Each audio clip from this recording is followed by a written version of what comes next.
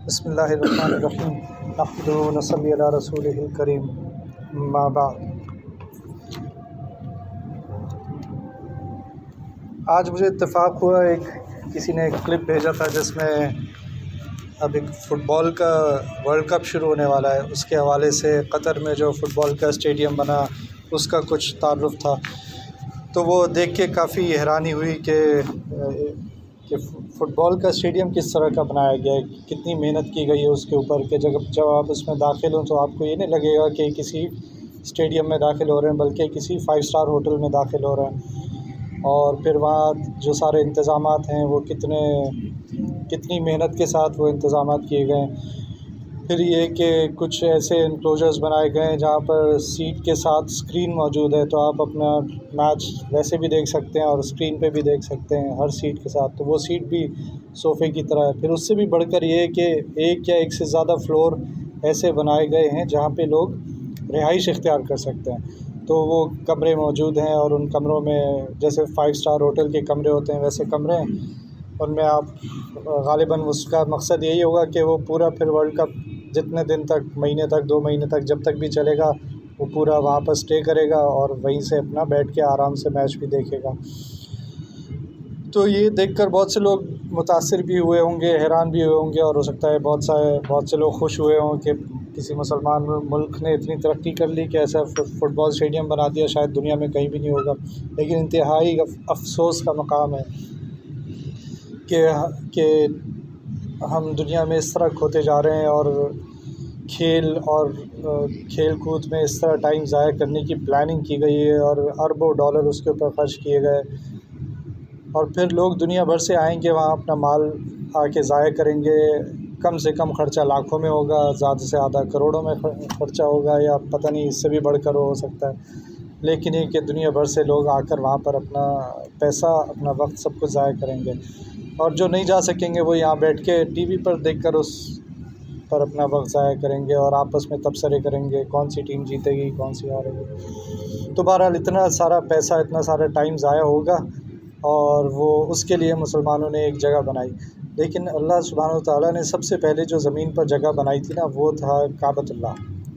سب سے پہلے زمین پر جو جگہ بنی تھی وہ تھی مسجد، اور اس کے بعد جو بھی نبی آتا گیا، جہاں جہاں اس نبی کا کام تھا وہاں اس نے مسجد بنائی۔ نبی کریم صلی اللہ علیہ وسلم جب تک مکہ مکرمہ میں رہے تو بیت اللہ میں نماز پڑھتے رہے۔ اس کے بعد جب ہجرت کر لی تو اب ہم جب کہیں سفر پہ جا رہے ہوتے ہیں تو ہمارے ذہن پہ ہوتا ہے ہم ٹھہریں گے کہاں، تو اگر کوئی ہوٹل بک کرنا ہے یا کسی رشتہ دار کے گھر ٹھہرنا ہے تو یہ ساری پلاننگ ہم کرتے ہیں۔ نبی کریم صلی اللہ علیہ وسلم جب ہجرت پہ تشریف لے گئے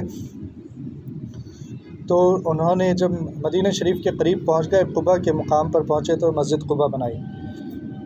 اور وہاں 2-3 دن روایت میں آتا ہے کہ 7 دن کا وقت تھا جس میں نبی صلی اللہ علیہ وسلم قباء سے پھر مدینہ شریف میں داخل ہو گئے، اور ان 7 دنوں کے اندر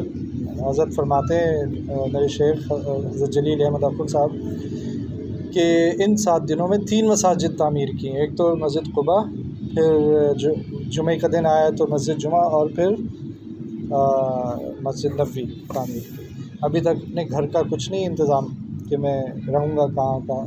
حضرت ابو ایوب انصاری رضی اللہ عنہ، ان کے گھر پہ قیام فرمایا، اپنے گھر کا انتظام بعد میں فرمایا۔ سب سے پہلے مسجد، سب سے پہلے عبادت کی جگہ۔ تو یہ مسجد کتنی افضل جگہ ہے، وہ اس کا اندازہ اس سے ہمیں ہو سکتا ہے۔ اتنی افضل جگہ ہونے کے باوجود ہمیں اس میں ملتا کیا ہے اور ہم اس کو دیتے کیا ہیں؟ دیتے تو ہم اسے کچھ بھی نہیں ہے، لے کر سب کچھ جاتے ہیں ہم اس سے۔ تو وہ جو فٹ بال کا اسٹیڈیم ہے اس میں لوگ لاکھوں کروڑوں روپے خرچ کر کے جائیں گے، میچز دیکھیں گے، واپس چلے جائیں گے، لے کے کیا جائیں گے؟ کچھ بھی نہیں لے کے جائیں گے۔ ہم یہاں آتے ہیں تو داخل ہوتے ہی ہم برکت کی، رحمت کی دعا کرتے ہیں، اللہم افتح لی ابواب رحمتک، اور یہاں سے رحمتیں لے کے جاتے ہیں۔ پھر یہ کہ آسمان پر فرشتے جو ہوتے ہیں وہ زمین کو اس طرح دیکھ رہے ہوتے ہیں، حدیث میں آتا ہے جیسے ہم لوگ ستاروں کو دیکھتے ہیں، مسجدوں کو اس طرح فرشتے دیکھ رہے ہوتے ہیں جیسے ہم ستاروں کو دیکھتے ہیں، یعنی مسجدیں چمک رہی ہوتی ہیں۔ تو مسند احمد کی ایک روایت میں ہے کہ کسی کو دیکھو کہ مسجد کا عادی ہو گیا تو اس کے مومن ہونے کی گواہی دو۔ اسی طرح مسلم شریف کی ایک روایت میں آتا ہے کہ مسجد جانا ہر قدم پر ایک نیکی، مسجد جانے میں ہر قدم پر ایک نیکی ملتی ہے اور ہر قدم پر ایک گناہ معاف ہوتا ہے۔ یہ تو صرف جانے کی بات نہیں بلکہ واپس آنے میں بھی اسی طرح ہے۔ تو اب آپ نہ اس مسجد کی کوئی ممبرشپ فی ہے، نہ آپ یہاں کچھ ٹکٹ خرید رہے ہیں کہ آپ کو یہاں داخلے کے لیے ٹکٹ چاہیے، لیکن آپ یہاں سے سب کچھ لے کر جا رہے ہیں۔ تو مسجد کی عظمت ہمارے دل میں رہی نہیں، لیکن ایک تابعی تھے عطاء السلمی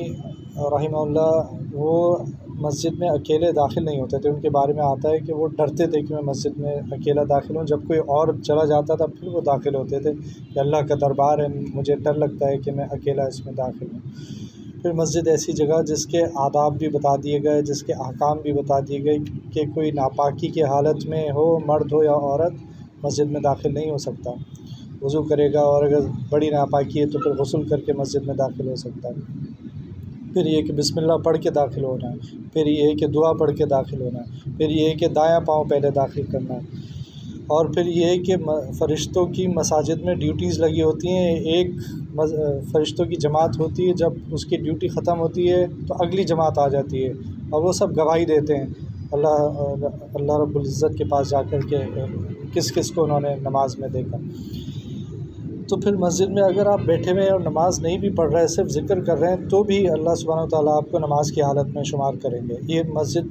مطلب آپ سوچیں کہ کہاں ہم اپنا کن چیزوں میں اپنا وقت ضائع کر رہے ہیں، اور اللہ تعالیٰ ہمیں فری میں کیا کچھ دے رہے ہیں اور ہم اس کا احساس نہیں کر رہے۔ تو اب مسجد کے بارے میں حدیث میں آتا ہے کہ جتنی دنیا میں مساجد ہیں شروع سے آج تک جو بنی، جب قیامت قائم ہوگی تو پوری دنیا تو ختم ہو جائے گی، لیکن مساجد کو جوڑ دیا جائے گا، اور جتنی مساجد کی زمینیں ہیں ان سب کو ایک ساتھ جوڑ دیا جائے گا۔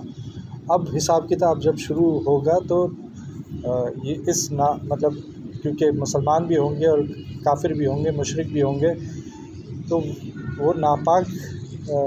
کیونکہ کافر تو ناپاک ہوتا ہے، وہ مسجد میں حضرت فرماتے ہیں وہ مسجد میں کھڑے ہونے کی اسے اجازت ہی نہیں ہوگی، اس لیے مسجد کو تو جوڑ کر، مسجد کی زمین کو جوڑ کر الگ کر دیا جائے گا، اور پھر جو باقی زمین ہے اس پر حساب کتاب ہوگا۔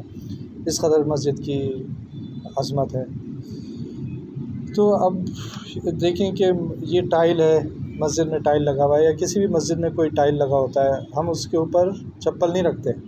ہم چپل اتار کے وضو کر کے صاف پیروں کے ساتھ داخل ہوتے ہیں، اور اگر ہمیں مسجد کہیں گندی لگے ہم فوراً کوشش کرتے ہیں صاف کرنے کی۔ یہی ٹائل اگر ہمارے باتھ روم میں لگ جاتا تو پھر ہم چپل رکھتے ہیں باتھ روم میں، اور چپل رکھ کر اور چپل پہن کر باتھ روم میں داخل ہوتے ہیں، اور ٹائل تو وہی تھا۔ یہی ٹائل کی قسمت جاگ گئی کہ یہ مسجد میں لگ گیا، یہی ٹائل اگر باتھ روم میں لگ جاتا تو ہم اس کو اس عزت کے ساتھ نہیں پیش آتے اس کے ساتھ، لیکن اس کی نسبت نے اس کو ایک بلند مقام عطا کر دیا۔ اس ٹائل کی نسبت نے، یا مسجد سے جو بھی چیز جڑی ہوئی ہے اس کی نسبت نے اس کو بلند مقام عطا کر دیا۔ تو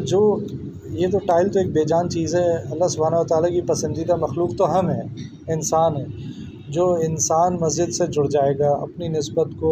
مسجد سے جوڑ لے گا، اس کا مقام اللہ سبحانہ و تعالیٰ کے نزدیک کیا ہو جائے گا؟ ہم لوگوں کو اس کا احساس نہیں۔ ہم لوگوں نے اپنی نسبت جو ہے وہ یہ فٹ بال اور یہ کبھی کرکٹ ہوتا ہے، تو یہ ایک پورا نظام ہے جو ہمیں اصل مقصد سے دور کرنے کے لیے بنایا گیا ہے، اور اس نظام کو بڑھاتے چلے جا رہے ہیں۔ آپ دیکھیں گے پہلے کرکٹ کیسی ہوتی تھی، پھر وہ ون ڈے آیا، پھر T20 آیا، پھر وہ ورلڈ کپ، پھر وہ PSL اور IPL، پتہ نہیں کیا کیا آ گیا۔ اب آپ کے پاس کوئی وقت ہی نہیں بچتا کہ آپ سوچیں کہ اصل میرا زندگی کا مقصد کیا ہے، کیونکہ وہ مقصد کچھ اور بنا دیا آپ کی زندگی کا۔ ایک چیز ختم ہوتی ہے، ایک شیطانی چیز ختم ہوتی ہے، دوسری شیطانی چیز شروع ہو جاتی ہے۔ تو اس طرح جب وہی ہے کہ اگر ہم مسجد کے ٹائل کو لے لیں یا مسجد سے جڑی ہوئی کسی بھی چیز کو لے لیں، تو پھر ہمیں احساس ہوگا کہ ہم اگر مسجد سے جڑ جائیں تو اللہ تبارک و تعالیٰ کے نزدیک ہماری کیا وقت ہو جائے گی، ہماری کیا قیمت ہو جائے گی۔ تو یہ چند باتیں تھیں۔ اللہ تعالیٰ ہم سب کو عمل کی توفیق عطا فرمائے۔ ربنا تقبل منا انک انت السمیع العلیم وتب علینا انک انت التواب الرحیم، وصلی اللہ تعالیٰ علی خیر خلقہ محمد وعلی آلہ واصحابہ اجمعین، آمین برحمتک یا ارحم الراحمین۔